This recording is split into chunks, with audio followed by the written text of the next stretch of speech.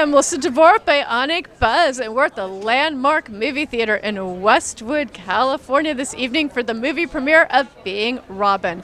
Being Robin is a movie that chronicles one man's belief that and his experience of being visited by the spirit of the late, great Robin Williams. Check it out. Roger Kabler, how are you? I'm good, and you're the producer, writer, director, and star of this movie. Yeah, and also I distributed it, and it's my baby, and it's caused many beautiful moments and nervous breakdowns over 6 years. And Robin pushed the whole thing on me. It was not my idea. I got in touch with Robin Spirit, and he said, "Let's make a movie." And I'm like, "Oh, why?" So that's what happened. So how long ago did Robin Spirit visit you? Well, shortly after he passed, I felt a very strong sense of him. I kept seeing visions of him in my dreams and in waking. And then I started talking like him, not really meaning to. And then I realized something's happening and I may be needing medication. So I got on medication and it didn't go away, and I started to pay attention. And at some point he said, I tried to block him out. I said, "No, I'm a painter." And he said, "You don't love me." And I said, "I do love you." And he said, "You don't respect me." And I realized how could I say no to Robin Williams? So if it's true, I got to do a thing. And I did a thing. And how long did it take you to put this movie together? 6 years. I edited for 2 years. It took a long time to say what I needed to say in a way that Robin would want it to be said. I was totally his I want to say biatch, but, just his partner. I understood what he wanted to do. And one thing I wanted to do was to keep it small. He wanted this. He wanted Hollywood. And I said, "Okay, all right, we'll do it. Okay, what do you want me to do? First, you need about $50,000. Then we'll go, And I was like, oh, my God. So I've had my hand out for years to say, I need to do this film. It's an expression. It was never supposed to be a big film. It was supposed to be a little film that I made at home for my friends and sold out of my car. But he pushed me into this red carpet scene, and I'm glad he did. I don't know what's going to happen. We'll have to see when it shows up on the screen, if it looks like anything. Do you think Robin Williams has previewed it? He wrote it and started it and edited it and directed it with me. So yes, he's seen. And he said at one point, "I want my family to see this." And I was like, "Well, you'll have to tell them, because I'm going to leave them alone." That it's been my goal to not approach them and not bother them in any way, just to respect that boundary. I would like them to see it someday, but not because I was needing something from them. They might have seen it already, and I totally embrace them. And I feel like that's my family too, in a way. There's millions of people that love Robin, and we all have some sort of an experience with him. Mine happened to be that this manifestation occurred, and it was a blessing, and it was difficult, and it culminated in this night. It's the biggest night of my life.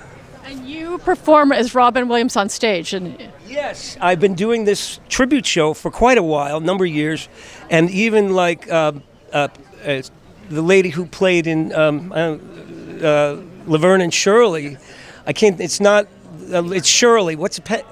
Cindy Williams embraced me and said, "I feel Robin," and I said, "Then I've done my job," because she felt it, and I think people frequently in the show feel his presence. So it's this idea that the more the audience laughs, the more Robin comes out and plays. And right now I'm trying to not get into that because I'm so nervous, but it could, it's right on the tip of my, it's good. I'm just trying to keep it together. I'm not used to this attention. I live in the woods, guys. Guys, I live in the woods, okay? I have a canoe. I dig for bottles in old dumps. This is not my scene. I used to live here 20 years ago, and I ended up with a needle in my arm and got sober. And to come back here is very dangerous for me, okay? But to hear for you kids out there that want to be actors and comedians, if you're having a problem with drugs or alcohol or mental illness like myself, you could take a break from show business. It will be here when you come back 20 years later. This is my comeback, and maybe in some way Robin's as well. That's wonderful. It's a wonderful tribute to Robin. And great interview. Thank you. And thanks of luck. for getting dressed up. You look wonderful. Oh, thank you. You all do. I'm floored. Hi, I'm Melissa Bionic Buzz, and I'm here with the fabulously talented Greg Baldwin. Hi, Melissa. How you doing? I'm good. And you are a comedic talent. as well as you produce. Can you tell us what the show about you produce? I produced a show called SNL Alums at the Hollywood Improv, and it's former cast members, hosts, and special guest of SNL. And you tour all over, right? Yeah, I tour. I open for Daryl Hammond of Saturday Night Live, and Jay Moore sometimes from Saturday Night Live. And SNL is one of my favorite shows growing up, so it's a dream come true to get to tour with these guys. And you are very much, because you are really talented. You're very funny, and you're in your own right. I mean, not just, I know you're a part of it and you produce the show, but you're a wonderful comedian yourself. Thank you. Thank you so much, Melissa. I appreciate it. But Eddie Murphy, Raw, and Delirious were the specials that I grew up watching. So, and SNL was one of my favorite shows growing up as a kid. So, it's just, I just love the craft. I love doing stand-up, and I love to get to tour with Daryl Hammond from Saturday Night Live. You will tour with him, and you guys are best friends, right?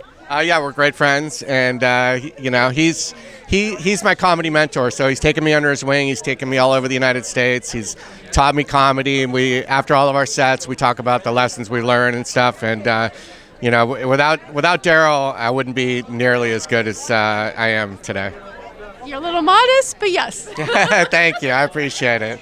Thank you so much, Melissa. And where do we find you, Greg? Where can, if people want to go check you out, tell us where we should go check you out. Yeah, you can find me at Real Greg Baldwin on Instagram and YouTube.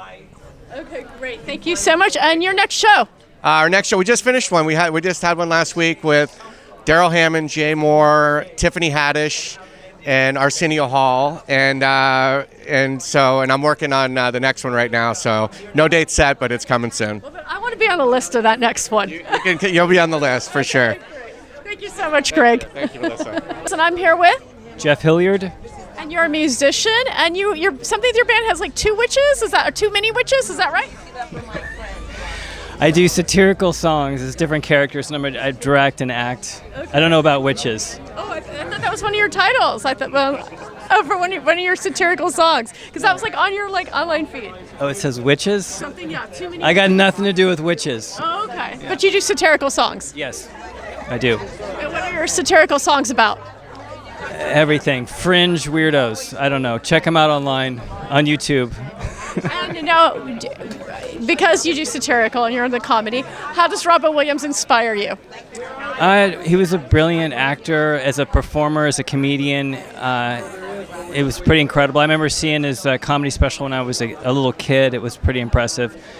I think he's one of the brilliant comedic talents, especially as a child growing up and watching him. He's been in so many incredible movies. He's brilliant. That's great. Now, where do we want to find you on social media? Where do we find more about your music? I have a new album out called Black Swan Event.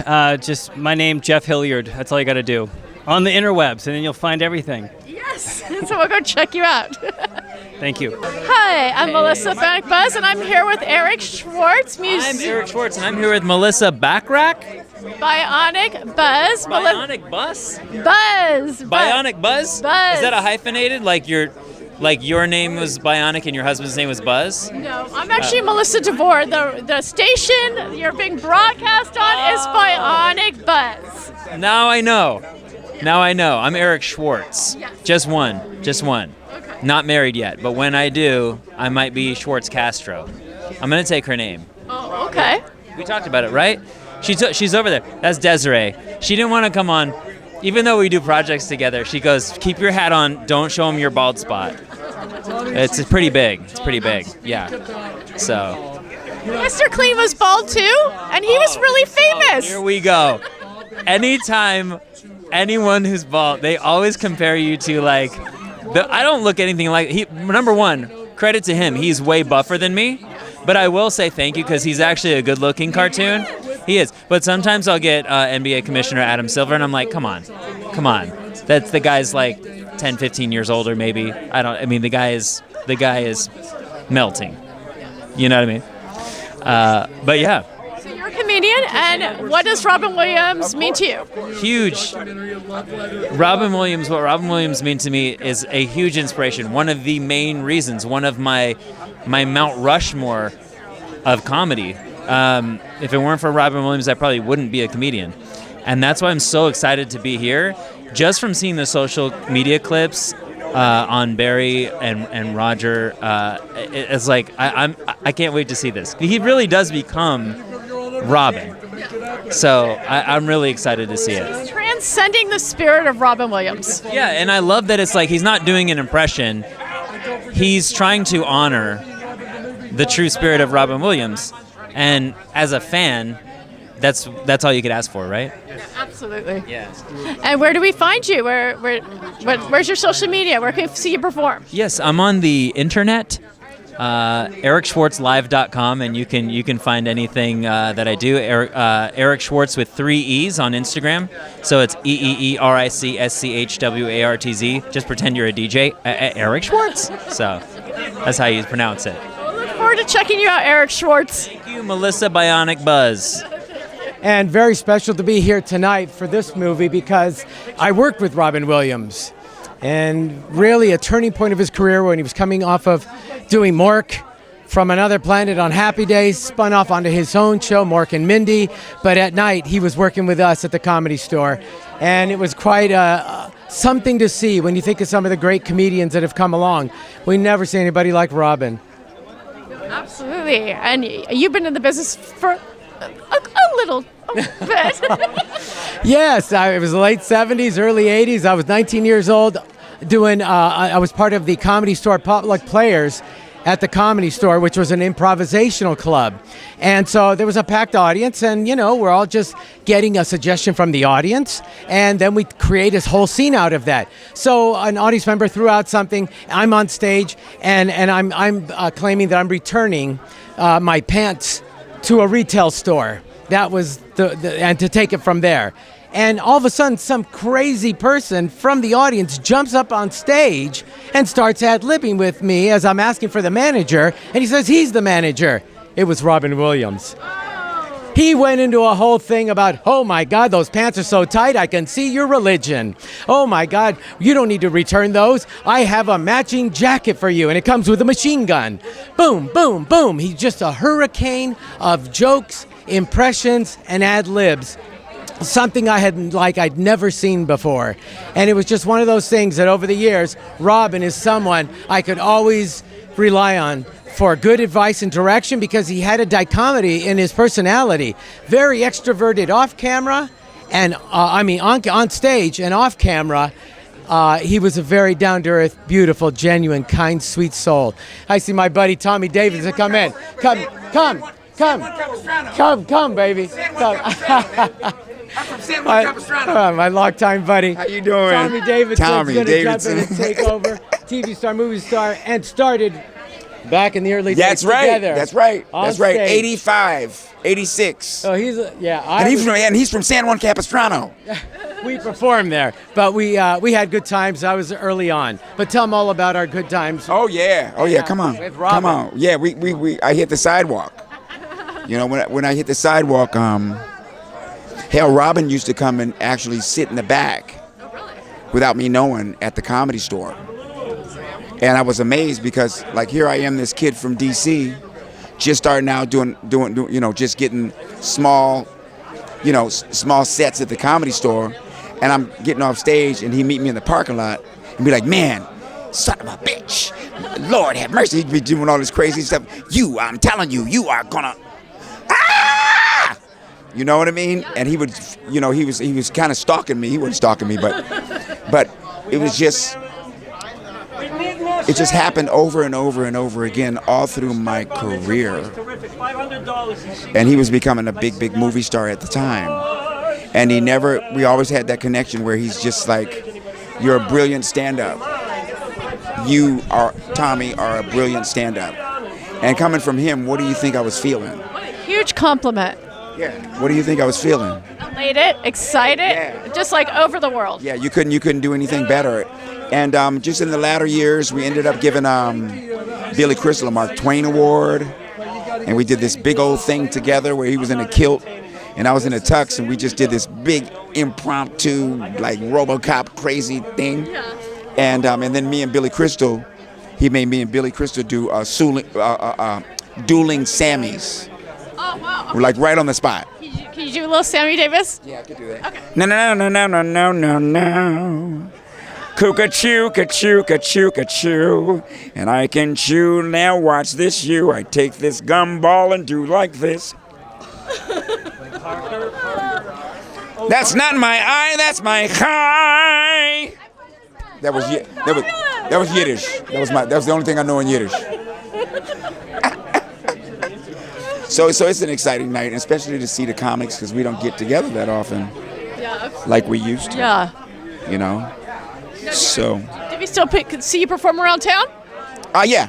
I'm doing a little set tonight. I'm not usually in town, but if I am, I go to the club. That's called a stand-up. That's what we do. It's the only payoff we have. You know, and honestly, his passing was a really sad thing for me and Jim, because he was a good friend of ours, and he was in our fraternity, which is the crazy comic. The you can't really understand where they're going with stuff comic, and so he was special in that way. And I remember reading I think it was the Time article, and his daughter said, as many people loved him, I don't know why he didn't want to be here anymore. And Jim smiled at me. He said, I don't think he ever was here, man. And he was absolutely right. Mm-hmm. Well, where's your social media handle so we can find you? The Real Tommy Cat on IG. I think that's about it. It takes you to everything else. I'm doing smooth jazz now as well. So look that up. I'm doing music. I got a company called One Song. We're doing content around the world. And I'm just smiling the whole way. Thank you so much. It's such a pleasure to get a chance to speak with you. Thank you. Thank you for sharing your stories. I'm glad to be here.